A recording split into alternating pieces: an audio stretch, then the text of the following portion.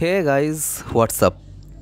তো সালার মুভিটা হলে গিয়ে দেখা হয়নি, দেখলাম সেটা ওটিটিতে তেলেগু ভাষায়। আই ডোন্ট নো যে এই সিনেমাটা বানানোর পিছনে মোটিভটা কী ছিল। এই যে সিনেমাটা যেরকম চিন্তাভাবনা করে বানানো হয়েছে সেটা খুবই লেম, ঠিক আছে। সেই কনসেপ্ট লেভেলেই, চিন্তাভাবনা লেভেলেই সিনেমাটার ফ্ল এসে যাচ্ছে। এই সিনেমাটা বানানোর যে বানিয়েছে সেটার পিছনে মানে কোনোভাবেই না কারোরই যেন ইচ্ছা ছিল না বানানোর। যদি আমরা সিনেমার ওয়ান লাইনারটা যদি দেখি সেটা কিন্তু বেশ সলিড, সেটা খুবই ভালো, কিন্তু এখানে কাস্টের পারফরমেন্স এত বাজে যে সেটা কোনোভাবেই স্ক্রিনে অন্তত ফুটে উঠছে না। প্রত্যেকটা সিনের স্টেজিং খুব ভালো, কিন্তু পারফরমেন্স খুবই জঘন্য। পৃথ্বীরাজ সুকুমারন এবং জগপতি বাবু ছাড়া আমার এই সিনেমায় কারোর কাজ ভাল লাগেনি ভাই, একটা লোকের কাজও ভালো নয়। আর রবি বাসরুরের বিজিএম সলিড, খুব ভাল লেগেছে ওটা, এছাড়া একটা বারের জন্যও ভাল লাগেনি।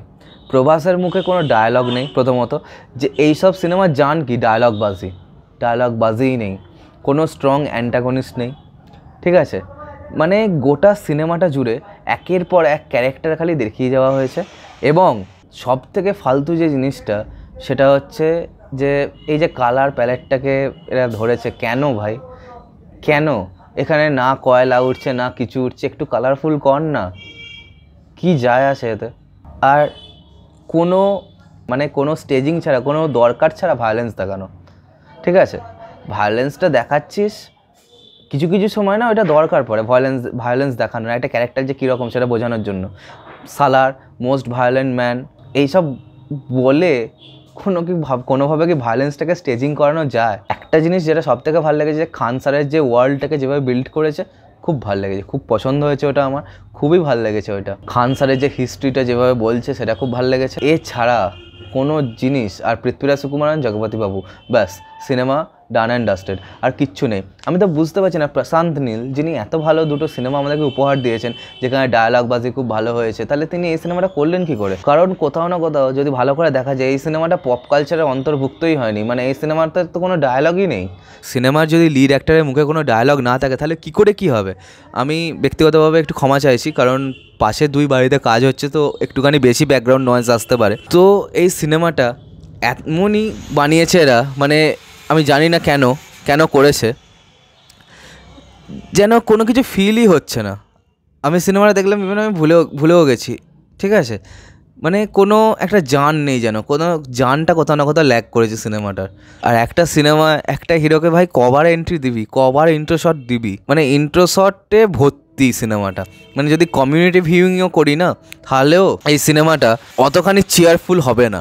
এই ব্যাপারটা, প্রবলেমটা এখানে। যেমন কেজিএফ চ্যাপ্টার 2, এইগুলোতে যেমন একটা চেয়ার ছিল, মানে একটা আলাদাই ব্যাপার ছিল। জওয়ান এই সিনেমাটা যখনই আমি আবার ওটিটিতে চালিয়ে দেখি, হ্যাঁ, তখন যে ফিলটা পাই, কারণ ওটা কমিউনিটি ভিউইংয়ের জন্য বানিয়েছিল, তো ওইটার সাথে এটা কম্পেয়ার করতেই পারি। তো যে ফিলটা পাই সেটা কোথাও না কোথাও আমার মনে হয় সালার কোনো দিনই দিতে পারবে না। রিওয়াচ ভ্যালু খুবই কম এই সিনেমাটার। আমি জানি না এর চ্যাপ্টার 2 যখন আসবে তখন কি হবে। এবং চ্যাপ্টার 2 এর ক্ষেত্রে সবথেকে বড় যেটা প্রবলেম সেটা হচ্ছে যে সিনেমার নামটা, যে সৌরাঙ্গিয়া পারবাম।